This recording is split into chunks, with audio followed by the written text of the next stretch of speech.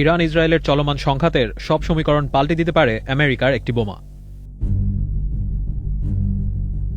৩০,০০০ pound বা ১৩,৫০০ KG ওজনের GBU-57 MOP হিসেবে পরিচিত এই বোমাকে পারমাণবিক নয় এমন বোমার মধ্যে বিশ্বের বৃহত্তম হিসেবে বিবেচনা করা হয়।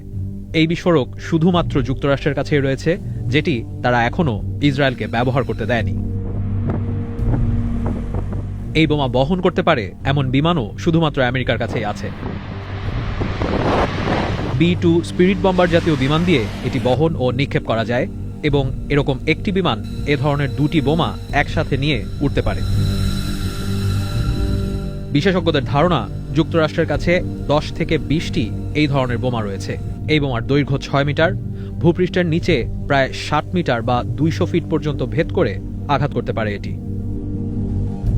এই GBU-57 MOP বা ম্যাস অর্ডিন্যান্স পেনেট্রেটর মূলত সুঁইয়ের মতো কাজ করে। ভূপৃষ্ঠে আঘাত করার পর একটা নির্দিষ্ট দূরত্ব পর্যন্ত গিয়ে তারপর এটি বিস্ফোরিত হয়। বাংকার ভেদ করে আঘাত করতে পারে বলে এ ধরনের বোমাকে বাংকার বাস্টার বলা হয়ে থাকে।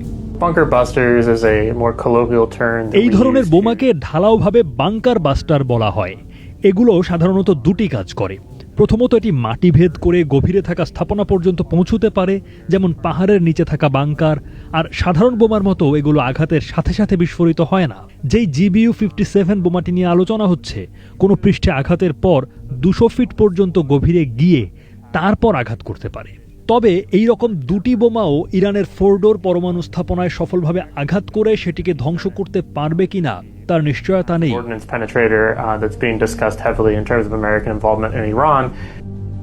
এই বোমা নিয়ে আলোচনা তৈরি হওয়ার কারণ তেহরানের দক্ষিণে ফোর্দো পরমাণু কার্যক্রম কেন্দ্র। এই কেন্দ্রটি পাহাড়ের অন্তত ৮০ মিটার নিচে অবস্থিত বলে ধারণা করা হয় এবং এখানে পরমাণু অস্ত্র তৈরি করার সক্ষমতা রয়েছে বলেও মনে করা হয়।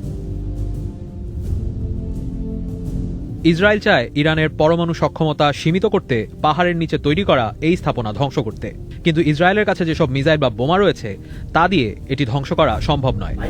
মুসলমানরা বীরের জাতি। আমেরিকা গত কয়েক মাসের মধ্যে তাদের বেশ কয়েকটি B-2 স্পিরিট বম্বার ভারত মহাসাগরে ইরানের ৪,০০০ কিলোমিটারের মধ্যে একটি বিমান ঘাঁটিতে নিয়ে রেখেছে।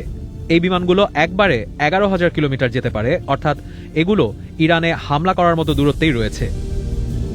কিন্তু এই বোমা আমেরিকা সরাসরি ইরানে ব্যবহার করবে কিনা সেটি এখনও নিশ্চিত নয়।